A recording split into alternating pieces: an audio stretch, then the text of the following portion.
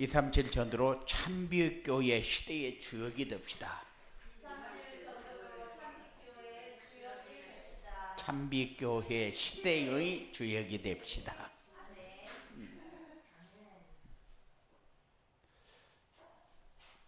제목이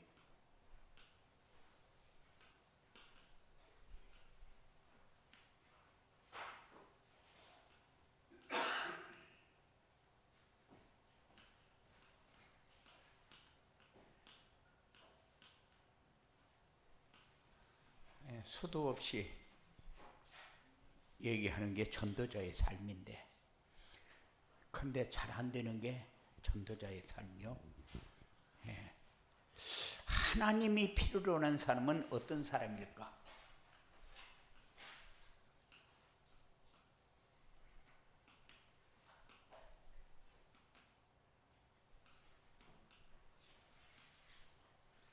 하나님이 필요로 하는 사람은 어떤 사람일까?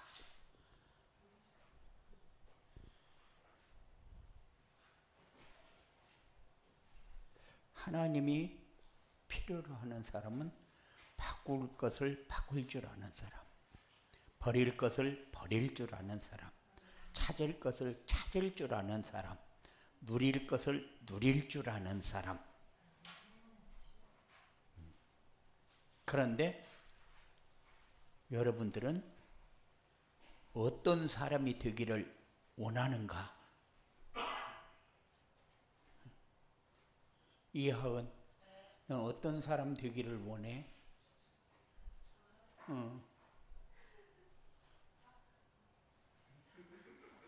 착한 사람.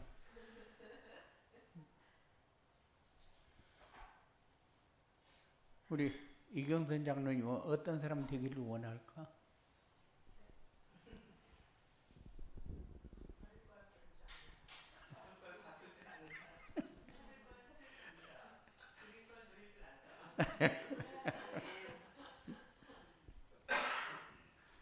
저렇게 말해놓고 안 부끄러울까 싶은데, 권예빈 저렇게 말하면 조금 부끄럽겠지, 그지?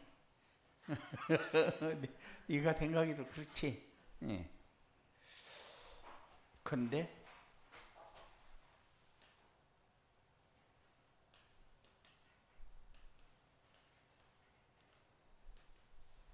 전도자의 삶으로 237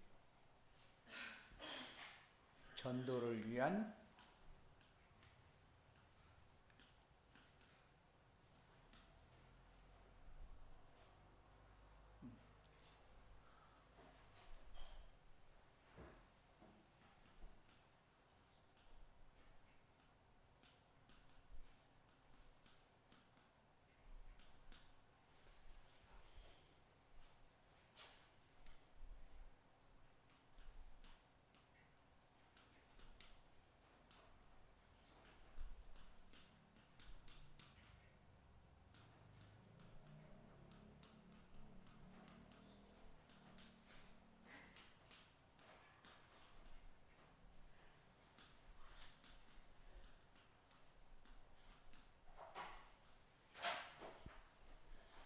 하나님이 원하는 사람은 언약을 가진 사람. 이번에 우리에게 주신 말씀은 바꿀 걸 바꿀 줄 아는 사람, 버릴 것 버릴 줄 아는 사람, 찾을 것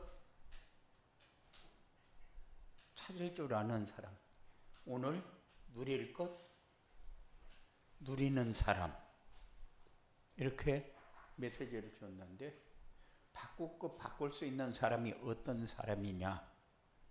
그럴 때에 전도자의 삶으로 237 전도를 위한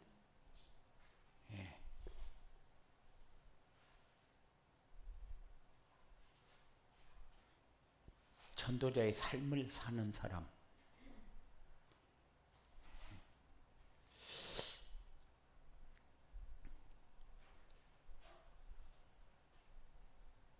(237) 전도를 위한 버릴 거 버릴 줄 아는 사람. 예?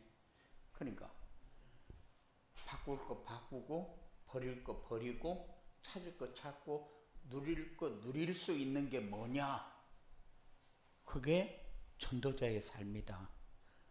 그런데 전도자의 삶을 살면은 237 전도를 위한 바꿀 거 바꾸고 버릴 거 버리고 찾을 거 찾고 누릴 거 누릴 수 있는 사람이 되어진다. 이 말은 전도자의 삶은 뭡니까? 전도자의 삶은 언약을 나의 언약으로 누릴 줄 아는 사람. 그래서 우리 힘으로는 절대 바꿀 수가 없어서 전도자의 삶을 요구합니다. 그래서 앞으로도 계속해서 나오는데 이제 여러분들에게 숙제를 줬는데 숙제는 했는가 모르겠어요. 이제 오늘은 숙제가 나의 바꿀 것은 무엇인가? 나의 버릴 것은 무엇인가? 나에게 찾을 것은 무엇인가? 내가 누릴 것은 무엇인가? 요거를 이렇게 정리를 해가지고 카톡에 한번 올려봐요. 기록을 하는 거하고 기록을 안 하는 거하고는 다르니까. 그래서 참빛교회 주역이 됩시다 그랬는데 참빛교회가 어떤 교회기에 참빛교회 주역이 되느냐?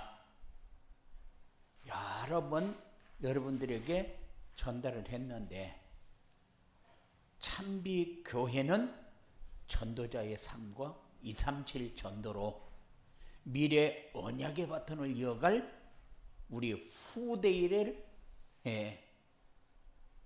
가슴에 담고 세계 복음화에 그 후대를 세워서 쓰임받을 교회가 되어지는 거잖아요. 그래서 우리 후대에 관심이 좀 특별하게 가져야 돼요. 다른 교회는 뭐 치유하는 교회, 뭐 하는 교회하고 얘기하겠지만 우리는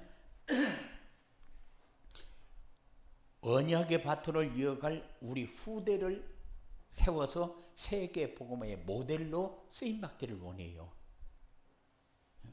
아무리 별거 다 해도 우리 후대가 세워지지 않으면은 교회는 문 닫아야 돼요. 끝나요. 하은이하고 예빈이하고 주은이하고 지금은 저렇게 끄떡거리지만은 이것들이 시집가고 나면은 누구만 남아요? 이경선이만 남아. 그러면은 교회 문 닫아야 돼요.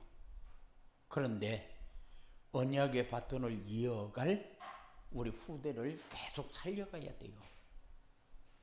그래서 세계가 지금 복음이 없어서 교회 문 닫고 교회가 이상한 단체에 모슬렘이나 이상한 단체에 다 팔려가고 때에 따라서는 술집으로 팔려가지고 술집이 되는 경우도 있고 이렇게 교회들이 어려운데 우리 후대들이 언약의 바톤을 이어서 그 자리를 계속 유지해 간다면은 복음의 사람이 바탕이 되어서 가는 거하고 좋은 교회 사람이 바탕이 되어서 가는 거하고는 다르잖아요.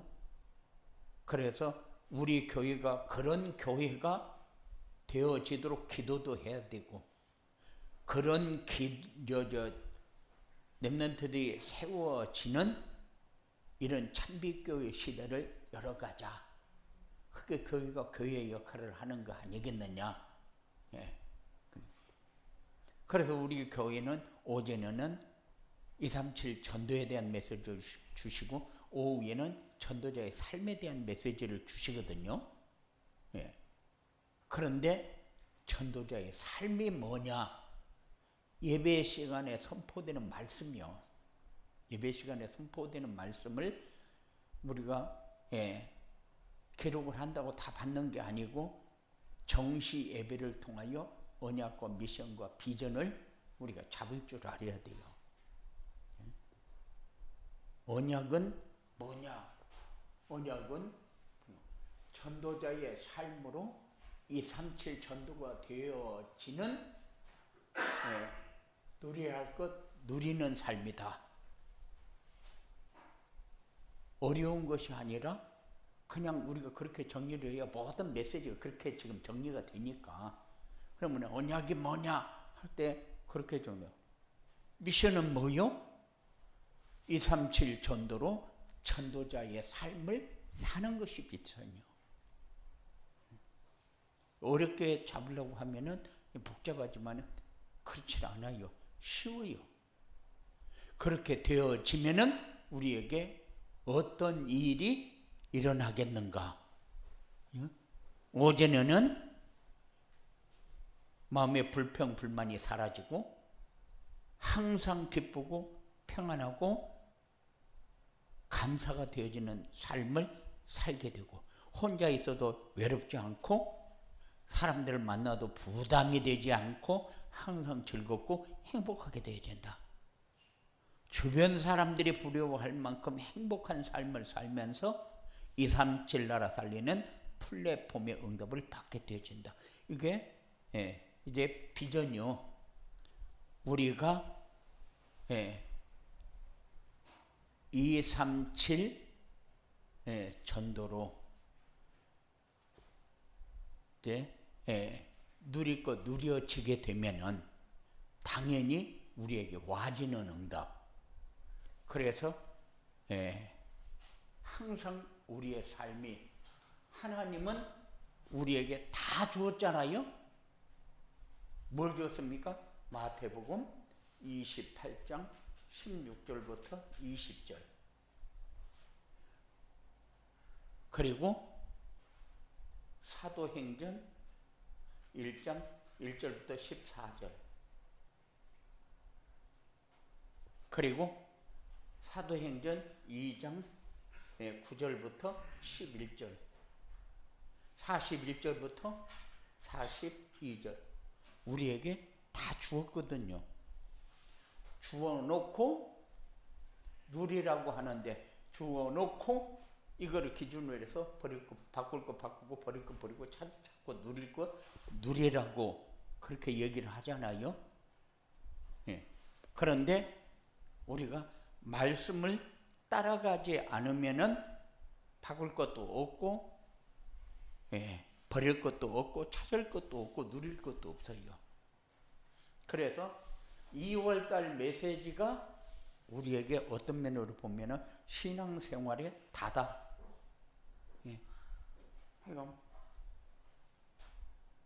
뭘 바꿉니까? 영적 상태를 바꾸라고 했어요.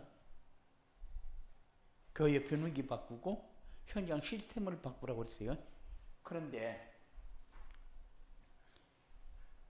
우리가 바꾸려고 한다고 바꿔집니까? 아니요. 전도자의 삶을 살면은 바꿔지게 돼 있다는 거죠. 그러니까 전도자의 삶을 살아라는 거예요. 그런데 실제적으로 영적 시스템 그런데 우리 삶의 시스템은 잘 정리도 하고 오늘은 그래도 계획된 삶을 살아야 되지 않겠느냐. 그래가지고 오늘은 이렇게 이 시간에는 이거 하고 이 시간에 이거 하고 이 나머지 시간 가지고 쪼개서 이렇게도 하고 이렇게 좀 오늘은 해야 되겠다 하는 생각을 가지거든요. 그 생각 속에 뭐가 가져져야 돼요? 언약이 들어가야 돼요. 언약이. 내가 정시 예배는 어떻게 드려야 될 것인가? 24시간 중에 24시간을 다 내 것으로 지금 쓰고 있으면서도 모자라잖아요. 쓰고 있어도 모자라요. 시간도 모자라고 잠도 모자라고 뭐 돈도 모자라고 다 모자라요. 24시간을 다 내 것으로 쓰면서도. 그런데 24시간을 1시간만 정시 예배 시간을 정해놓고 집중해서 메시지도 듣고 언약은 이렇게 잡고 미션은 이렇게 잡고 비전은 이렇게 잡고 왜 우리가 전도자의 삶을 살아야 되는가? 왜 237 전도가 우리에게 필요한가? 이제 이렇게 이제 자기 나름대로 질문지를 만들고 답을 이렇게 달아도 보고 그래서 메시지 듣고 나면은 다 나오니까 그렇게 해서 이런 시간을 조금 가지는 이 버릇을 들이면은 여러분들에게 굉장히 말씀이 가까이 와서 내 삶에 이렇게 적용이 되어지는 이런 응답을 받게 되어질 것입니다. 그래서 여러분들이 조금 더 신앙의 깊이를 누릴 수 있는 그렇게 이제 여유를 이렇게 하면은 뭐거든요? 힘 있는 사람이 되고 여유 있는 사람이 되고 그리고 남을 섬기는 사람도 되고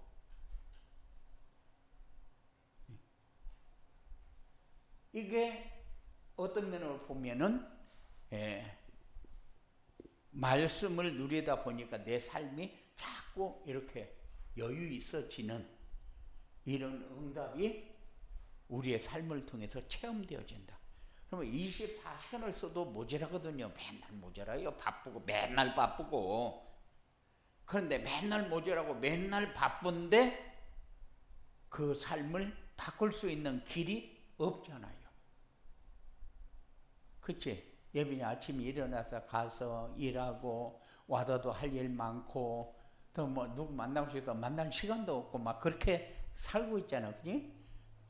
그런데 전도자의 삶, 이 정시 예배를 드리는 삶을 자꾸 조금 늘려가면서 적용을 해가면은 삶이 굉장히 여유있게 되고 힘있게 돼요.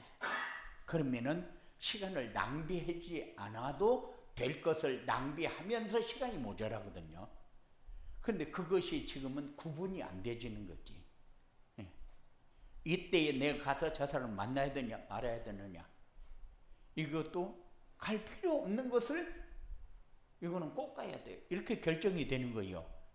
그러니까는 이런 거를 조금 이렇게 응답으로 확인하는 그런 축복이 여러분들이 꼭 되어지기 바랍니다.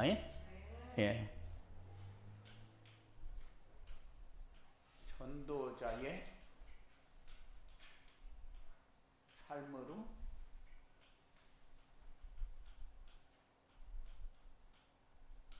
누려지는 것은 뭐냐? 전도자의 삶을 살면은 내 삶이 달라지는 게 뭐요? 달라지는 게 보좌의 축복을 누리게 되거든요. 그러면은 하나님 나라를 누릴 수 있는 그 힘이라는 것은 내가 내 머리로 판단했던 모든 것이 말씀 중심으로 정리가 싹 돼버리면 살기가 편해진다. 이렇게 되면은 뭐가 와요?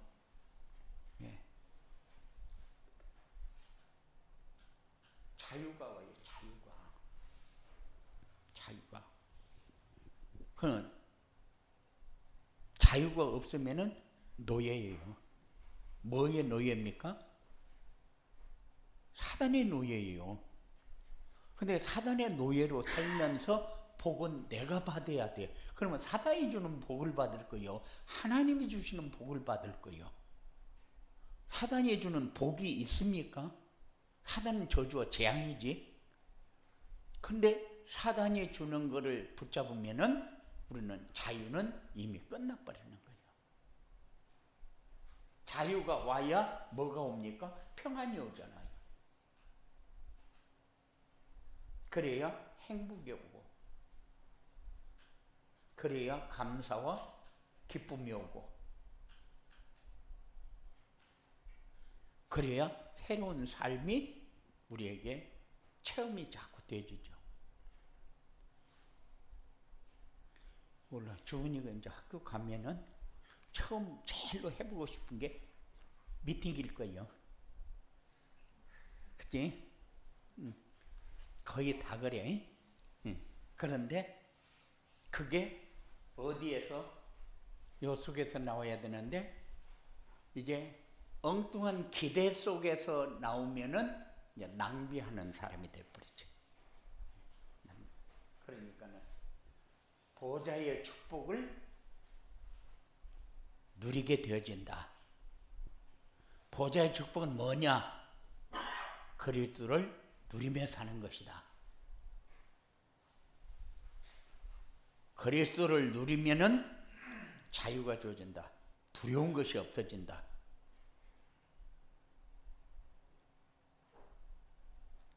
그리고 말씀을 따라가는 전도자의 삶을 살면은 어떻게 되냐?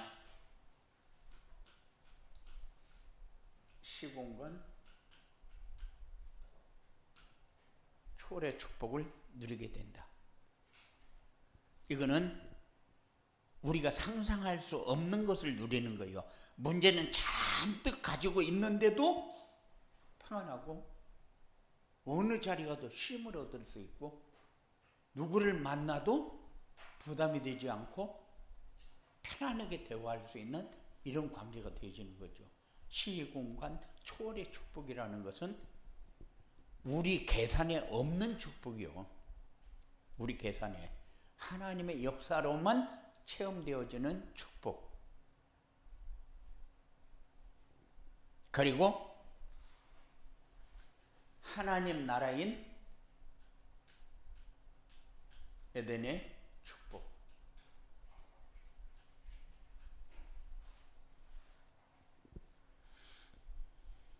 에덴의 축복이 뭡니까? 하나님 나라를 누리는 축복.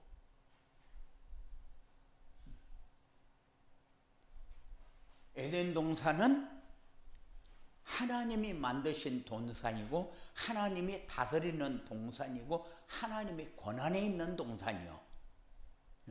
하나님의 절대 주권 속에 있는 이 에덴의 축복이 우리에게 그 말은 하나님 나라를 누리며 살 수 있는 축복이 에덴의 축복이야. 이게 시공간 초월 속에서 나와지는 축복이요. 그러면은 우리에게 좋은 조건이 다 되어집니까? 아니요. 조건하고 관계없어요. 시공간 초월의 축복은 조건하고 관계가 없어요. 왜냐? 내 마음에 잘못되어진 것을 잊어버리고 누리고 살도록 그렇게 인도를 하니까. 우리는 걱정하지 말아야 될 것도 걱정하잖아요. 그것 때문에 불안하지 않아야 되는 것도 불안해하잖아요. 이것이 다 가지고 있는데도 내가 하나님 나라를 누리는 것은 이것과 전혀 관계없이 되어버리잖아요. 그래서 에덴의 축복이 여러분들에게 중요합니다. 왜냐? 에덴의 축복을 누리면 더러운 귀신의 역사는 딱 정리돼 버려요. 한 길로 왔다 7길 도망가는 역사가 일어나야 되는데 그렇게 되면은 여러분을 통해서 복음이 확산되어지는 이런 응답이 중요하게 잡혀지게 됩니다. 그래서 여러분들이 다 소중한 사람이다. 잘못되어진 가치관이 얼마큼 내 삶을 장악하고 있는가를 깨닫게 돼요. 아유, 이건 중요한 일이야. 이건 중요한 일이기 때문에 여기는 꼭 가서 내가 만나야 돼. 근데 지가 판단할 적에 중요한 일이지. 다른 사람이 판단할 적에는 중요한 일 아닌 것도 있고 하나님이 보실 때 그건 중요하지 않은 일이 있거든. 그런데 우리가 판단할 적에는 아니야, 이거 꼭 필요해. 이 사람 꼭 와서 꼭 만나야 돼. 이거 꼭 해야 돼. 이렇게 생각을 한다고. 그게 왜 그러냐면은 분별이 안 되져서 그래요. 그런데 이걸 누리게 되면은 분별이 되어진다. 그래서 전도자의 삶을 살면 누려지는 것이 이거다. 그 다음에 이 누려지는 축복을 체험하려면 어떻게 되냐?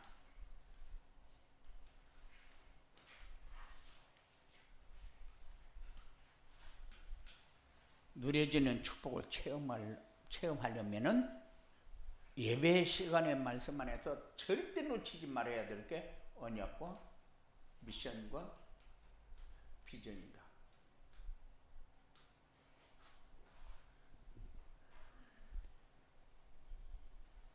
그냥 우리는 순종 그러는데 언약과 미션과 비전에 순종을 해야 돼요.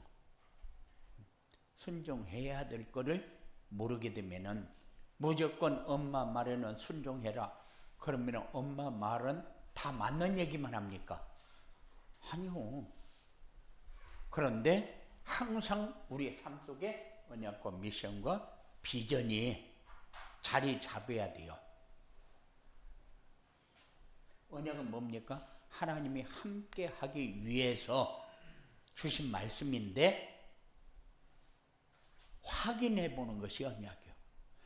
하나님이 함께 하시기 위하여 주신 말씀이 맞느냐 확인하기 위해서 주신 말씀이다.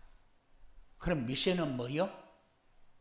구원 사역을 이루는 그리스도를 체험할 수 있는 말씀. 그리고 비전의 말씀은 붙잡고 기도하면은 응답하시는 하나님을 체험할 수 있게 되어지는 말씀. 그리고 예배 시간에 선포되는 말씀을 하나님의 말씀으로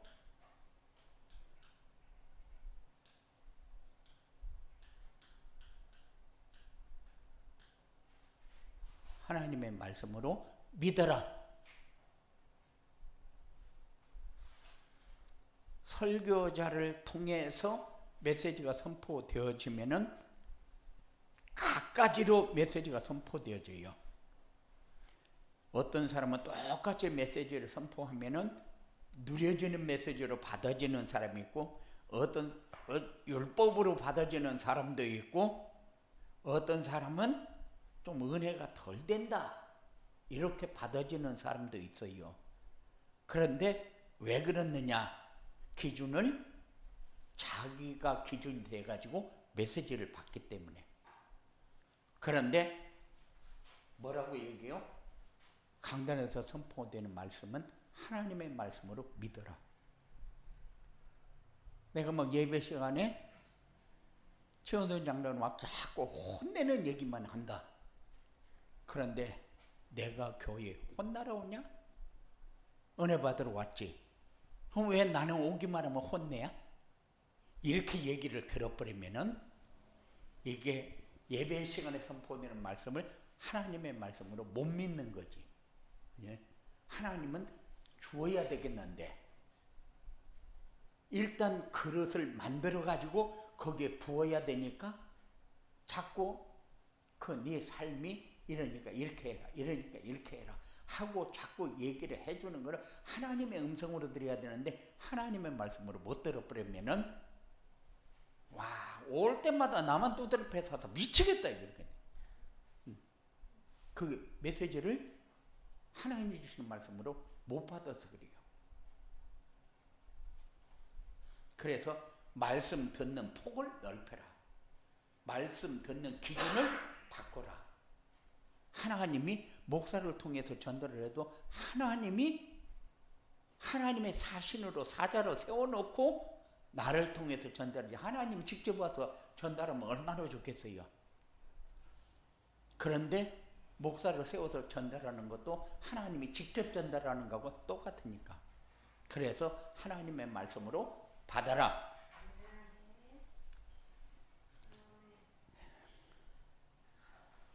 그리고 성경 말씀을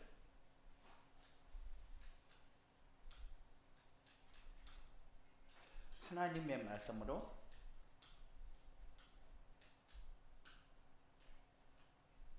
믿어라.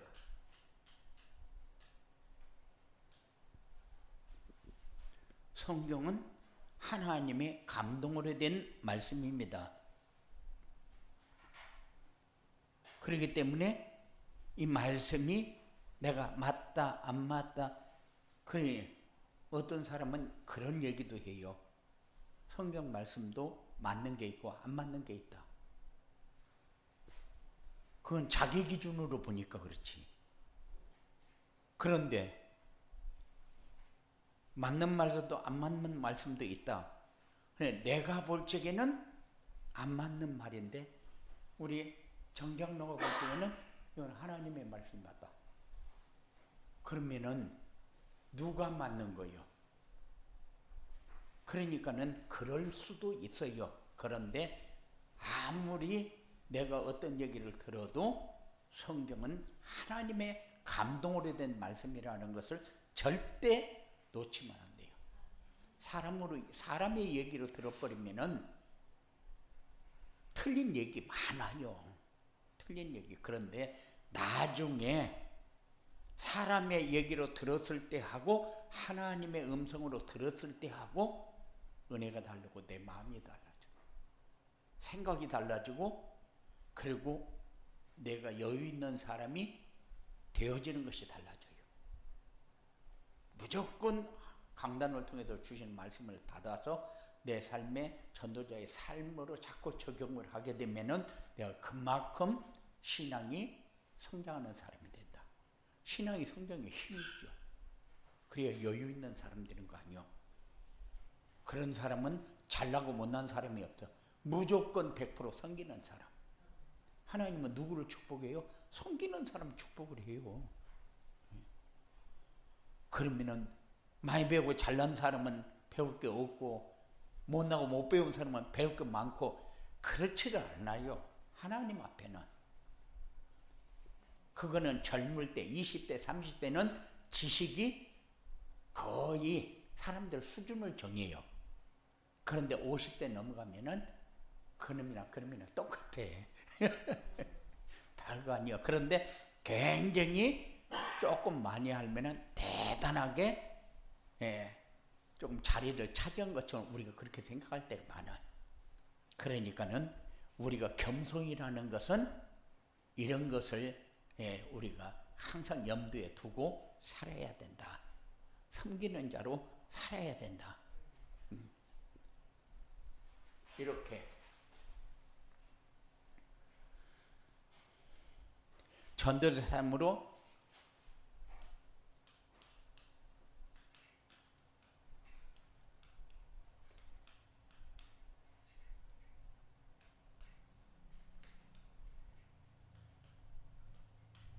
누리면 어떻게 되느냐? 누리면은 절대 요동하지 않는다. 흔들리지 않는다. 갈등하지 않는다. 우리는 언제 많이 흔들립니까? 일이 안 되어져 가지고 내가 원하는 대로 일이 안 되어져 가지고 나에게 굉장히 해가 되는 것처럼 느낄 때에 흔들려요. 이상하게 뭘 하다 보니까 집이 다 날아가 버리게 생겼어요. 그래가지고 이불 싸들고 골목길에 나와서 자야 할 그런 상황이 만들어질 때도 있어요. 그러면은 그때에 갈등하고 흔들리고 내가 이런 하나님을 하나님이라고 믿었냐? 차라리 내 주먹을 믿을 건데 그럴 수 있다니까요. 왜냐하면 사람은 손익으로 모든 것을 결정하니까 그래요. 그런데 하나님의 말씀으로 결단을 하게 되면 하나님이 원하는 게 뭐지? 하나님이 하고자 하는 것이 뭐지? 왜 이런 일을 하나님이 이렇게 진행을 했지? 이거를 자꾸 질문을 해가면서 해답 속으로 자꾸 들어가야 되는데 해답 속으로 안 들어가게 되면 눌리는 속으로 들어가면은 이제는 내 인생 너무 비참하다. 다른 사람이 볼 때 나보고 뭐라 하겠냐? 예수 믿는 것이 저렇게 됐다고 욕할 거 아니냐? 그러니 차라리 하나님 나라 빨리 가자. 그렇게 해가지고 예빈이가 갔다. 그럴 일 없지. 그럴 일 없겠지만 갔다. 그러면은 이경선 장로님은 뭐 되는 거예요? 이제 집안이 완전히 졌다는 거지. 졌다는 거지. 그봐, 요동하고 흔들렸잖아. 엄마가 이렇게 생겼다 금방 얘기했는데도.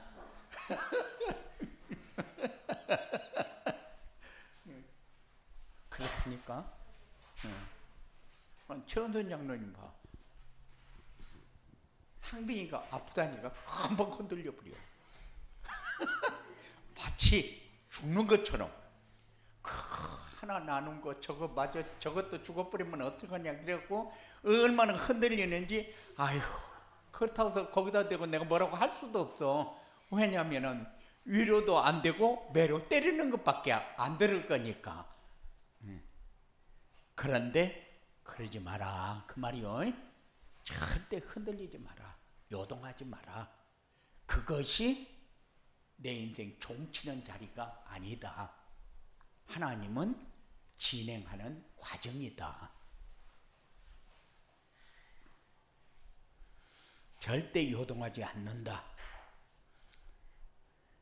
그리고 사람들을 만나다 보면 전부 문제만 얘기해요. 그냥 자랑거리도 문제예요. 문제거리도 문제예요. 이런 사람에게 답을 줄 수 있는 사람이 된다. 기쁨이는 그냥 들떠가지고 뭐가 조금 되졌다면은 자기가 뭐를 한 것처럼 막 들떠가지고 자기 페이스를 다 잃어버렸거든. 그리고 안 되면은 흔들려가지고 아주 다운돼가지고 내 인생이 종치는 것처럼 그렇게 생각하거든. 이런 사람에게 답 줄 수 있는 사람이 된다. 그리고 237 5천 종족을 살리는 플랫폼이 되고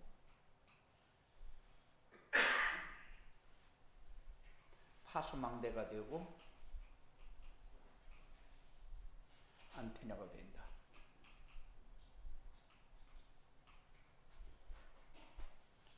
우리 이거를 우리가 잘못 생각하면은 237 5천 종족하니까 멀리만 이렇게 바라보는데 그게 아니요.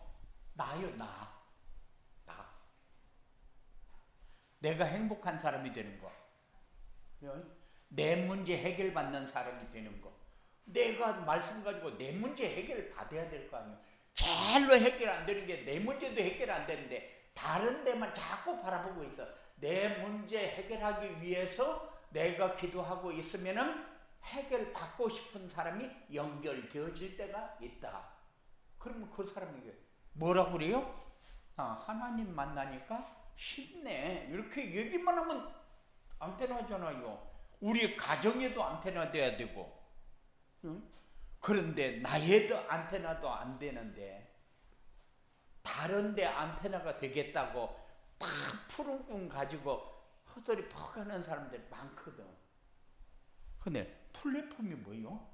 플랫폼이 내가 말씀을 듣고 내 삶에 적용했더니만 내가 이렇게 자꾸 행복이 커져간다. 너무 좋다. 이런 삶이 여러분들에게 되어져야 237 5천 종족이라는 단어가 이해가 되지죠. 그렇지 않으면 안 되지잖아요. 지금 나는 어떤 문제에 눌려 있습니까? 문제 없는 사람이 어디 있어요? 그런데 파수망대라는 건 뭐요? 현장의 저주와 재앙 가운데 있는 현장에 빛을 비춰서 그쪽에 살아나도록 하는 거거든. 그러면은 첫째가 내가 살아나야 되는 것이지 내가 못 살고 남은 어떻게 살냐? 그럼 말이 안 되는 거예요. 그러니까는 이게 누려진 축복을 누리면은 우리에게 와지는 응답이다. 이게 뭐예요? 비전이다. 이런 축복이 여러분들에게 있어지게 되기를 주님의 이름으로 축원을 드립니다. 고마우신 아버지 하나님 감사합니다. 우리는 이렇게